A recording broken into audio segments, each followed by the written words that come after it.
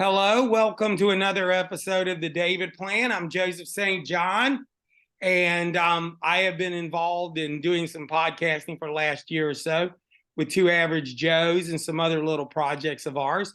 But today we're going to focus on the David Plan. For those that have heard from me before, basically we're going to talk about scriptural things. We're going to talk about our lives in regular world time and also dealing with our Christian faith. And I have my partner here, Mr. John Longmire, and I'll let John introduce himself. Yep. My name's John. Good to see you, Joe. Kind of a rainy, drizzly afternoon. Beautiful. Beautiful. Yeah, it's nice to be inside. Yes. That's right. So who I am, I spent about 21 years in the Air Force, about 19 years in the insurance business. We are talking some Christian theology things here today. I did spend 3 years as a part-time pastor, 2 churches for 3 years, and learned a lot during that time. So I'm ready to talk about saying Merry Christmas. That's right. That's what it's going to be about. Today's topic is going to be Merry Christmas, just saying. I think one of the things when John and I were preparing for this, we spent a lot of time talking about the fact that we know there's something culturally going on. We do not want to pretend that there's not. But there also seems to be this sense that you can't do anything about it. So our basic, belief system is, if you feel like saying Merry Christmas, say Merry Christmas. Now, there are some limitations. If you are at work and you have been advised not to do it, and perhaps you don't want to get in trouble at work, I kind of understand that. I understand that a lot. And we are up against a cultural wall on that. But in your everyday life, I think that you should, if that's your faith, that's what you believe, you need to share it. You can't be, well, I went to the mall today and nobody said Merry Christmas. They said happy holidays. And it's like, no one stopped you from saying Merry Christmas at the mall. No, you might be able to do it at your job. So I question that. But, maybe don't want to cause any, problems at work. But as far as actually when you're at the mall, you're with family and stuff, you need to express it. And John and I, we've done it, and I know your opinion on it, but let the folks know. Yeah. Well, I'll tell you, this morning I had a doctor's appointment. I went in for a yearly checkup. I'm getting old now, Joe, and so they wanted to draw some blood and just make sure everything was still good, But I went in there and, I really wasn't thinking too much about Christmas. The years zip up on me and zip by. But I went in there and they had some Christmas decorations out. And the girl at the counter told me Merry Christmas. I was walked back to an examining room and I was told Merry Christmas again. The doctor told me Merry Christmas. And on the way out at the counter where you pay, of course, I told the lady there Merry Christmas. And everybody was happy. Nobody was having a fit over happy holidays or saying anything else. So, I think a lot of the this Merry Christmas thing, and you hear the war on Christmas, people don't want to acknowledge Christmas. In fact, this year, I guess this week, up in Massachusetts, there's a little town and there's a little library up in this town. And the librarian decided they didn't want to have a Christmas tree because it might offend somebody, right? A Christmas tree offending somebody. Well, that's hard to imagine when you live in a country where Christmas is a national holiday and 90% of the people in America participate in celebrating Christmas. Yeah, there is some weird stuff about that. And that's why I said, and I'm focusing on Christians right now, but say Merry Christmas. That's what you're gonna say. Say Merry Christmas. I'm making stop you. Sure. You might have some limitations at work, and I understand it. But in your day-to-day life, say it if that's what you wanna say. I think that there is also this weird thing where, let's say that I was at your doctor's office. And one of the young ladies or young men there said, happy holidays. Look, it's kind of also been pumped into us where I'm not even sure that when they're saying it, they're trying to be offensive. Yeah. No, you know why we say happy holidays? originally. It's because we got a couple holidays coming up. We got Christmas, we got New Year's. We get tired of saying the same old thing all the time. So let's just say happy holidays. But the problem is we get some people that say, you know what, saying Merry Christmas might offend one person, which, you know, we don't live in a world where we're exempt from being offended. Now, I don't know if have you ever been offended? Has anyone ever offended you? I'll tell you what happened to me one time. It's about 20 years ago, in fact, and it was around this time of the year. And I was talking to a woman for some dumb reason. I don't know even know what the conversation was. But, you know, I said to her, I said, well, is your family ready for Christmas? Just small talk. Family ready for Christmas? You know what she said to me? Right. Of all things, we're Christians. We don't do that. And so all of a sudden, I mean, I've offended her. She's just offended me. And I'm thinking, what in the world? I've never even heard of that. Because most Christians celebrate Christmas, although, of course, you know, it has its, you know, pagan origins, whatever. We like to celebrate Christmas. Yeah. And, you know, and here's the one thing that I find interesting, because we're not going to go down this rabbit hole yet, but another day we'll go down it. Okay. Because I don't want to lose focus. Christmas is a strange holiday to start off with, because I think as Christians, we would all agree we're celebrating the birth of Jesus. Now, there would be people that would say you can't prove it's on the 25th, and I would tell them you can't. Doesn't matter.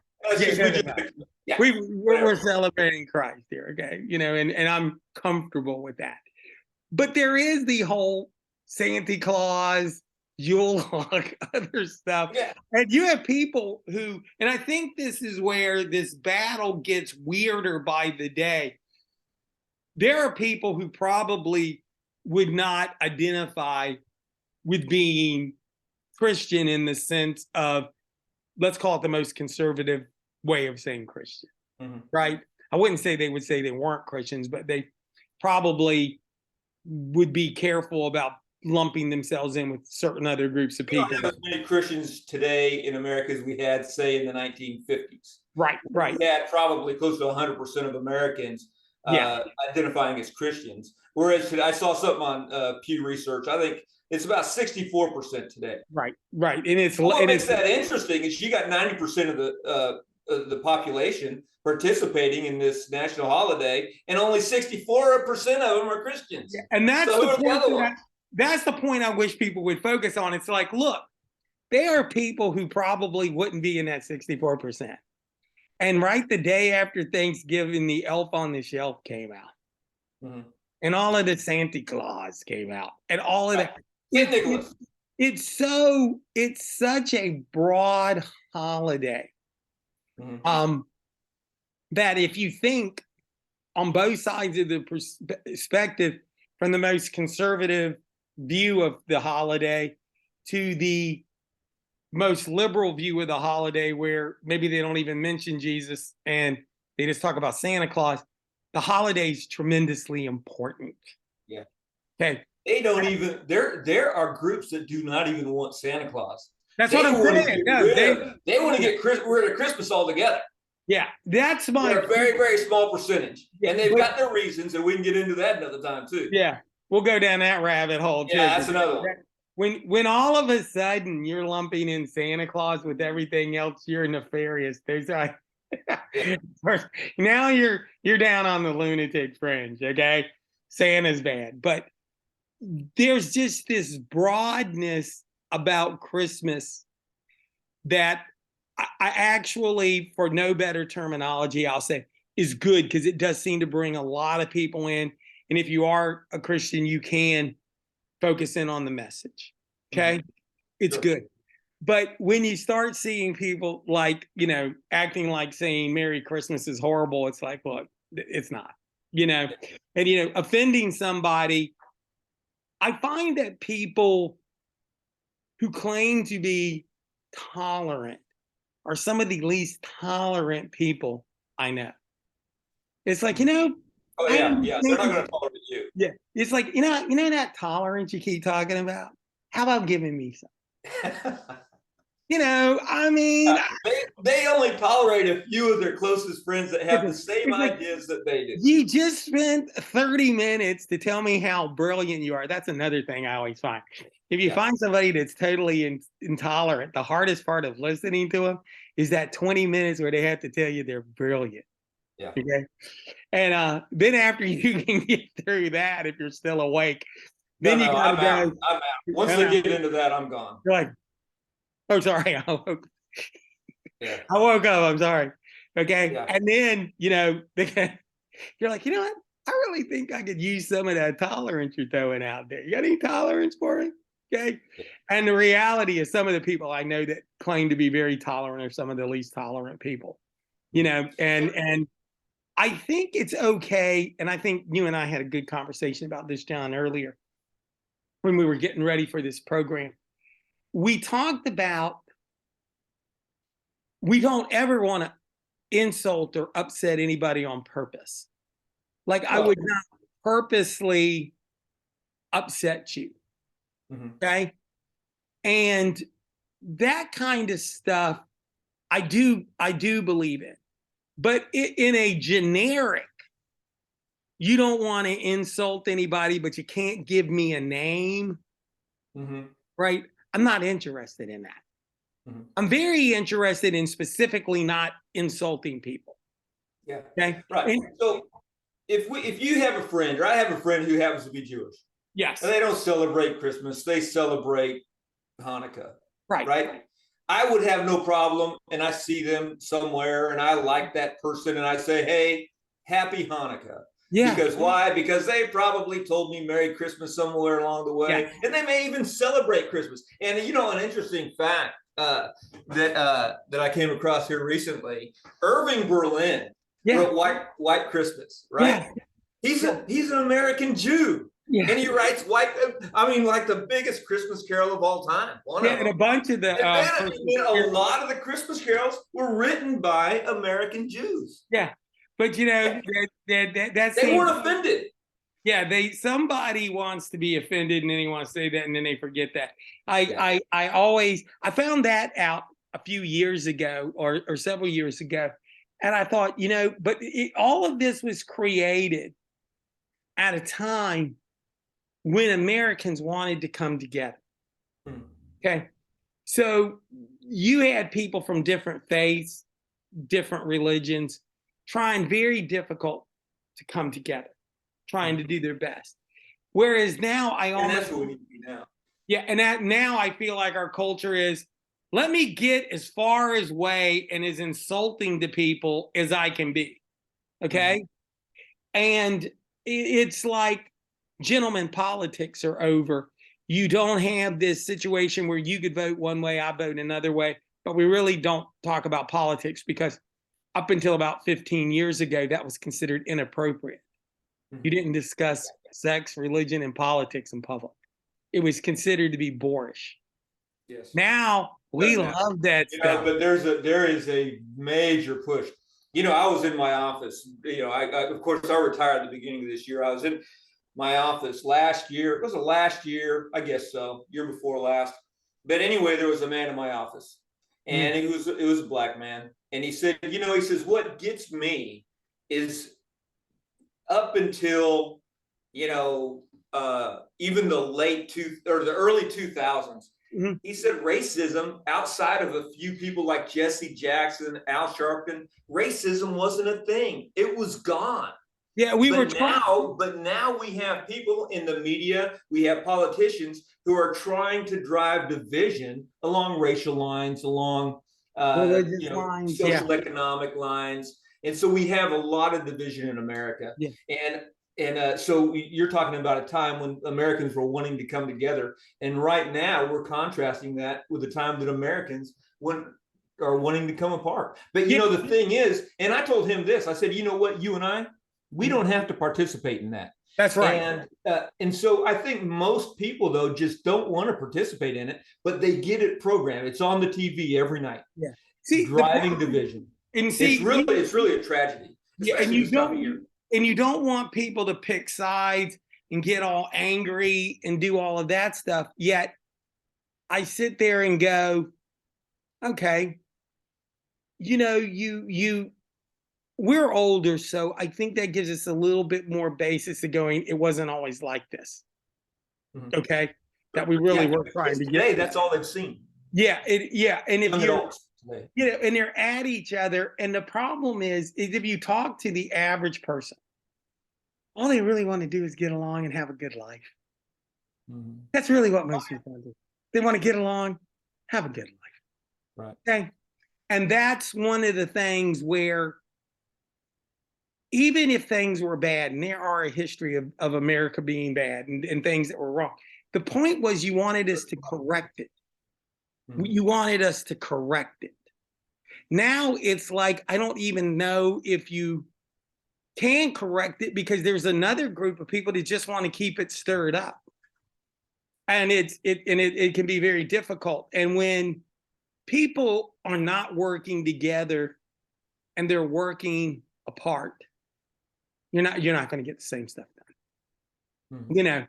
So I think that that's just it. I think that I think we should make, especially Christians, I think we should make every effort we can to be able to get along, that we Sure. can do all the things that we can do to get along. But it doesn't mean that they haven't put up a lot of barriers on us, you know, Mhm. because actually there's people, if you just said I'm a Christian and I believe in Jesus and things that 20 years ago nobody would have questioned, you're a bad person. Yeah. That's a big hill to climb. And I've said it before and I'll say it again. Um, you can't let that get in your way. No. You literally cannot let that get in your way. The We have to time, be who we are. yeah, We have to be who we are, and we have to be good to people. And a lot of it is just respecting others. And right, and most people, I think most people want to do that. Although we do have, a generation now who is very self-centered. It's all right, about them. yeah. But putting that aside, because that's another Topic for wide, another wide time. open topic. But putting that aside, I think most people want to be good people. They want to treat others well. Yeah, My goodness, when I was told Merry Christmas this morning, those were two words that just made me feel good. yeah, yeah, Hey, I wasn't happy to be here. Now all of a sudden I am. yeah, yeah. So let me be reminded now to tell you Merry Christmas. That's right.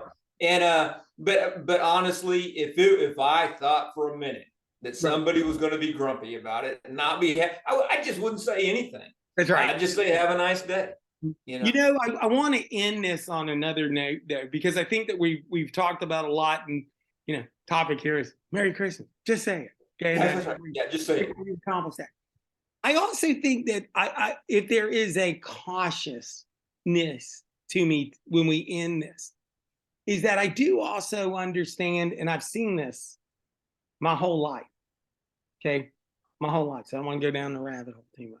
That's a long time. I've seen, yeah, Oh, your whole life. You've been around a while. yeah, I've been around it. You've been around at least as long as I have. Yeah, with many trips around the sun. For as much joy as Christmas gives, as much joy as the holidays, that's Thanksgiving, Christmas, and New Year's give, it is a melancholy time for a lot of people. It is. And I think if I was going to end that, I said, that's probably, if I was going to have a concern, and my concern wasn't alienating the mystery person who's, this mystery person who's going to be offended because I said Merry Christmas. Nobody knows their name. No, yeah, it's a mystery person. He's a mystery person. You hit the lottery if you find that person. Yeah, find the mystery person, and I'll make sure I don't tell them. Yeah. But I got to say this. I am often very, very cautious. And like I said, I've seen it my whole life. That not everybody at the holidays are happy. If things have happened in their lives, deaths in the members of families, divorces, bad family relations, those are the people you need to be worried about. People who are lonely. Yeah. People who are hurting. People who actually have names. Yes. An address.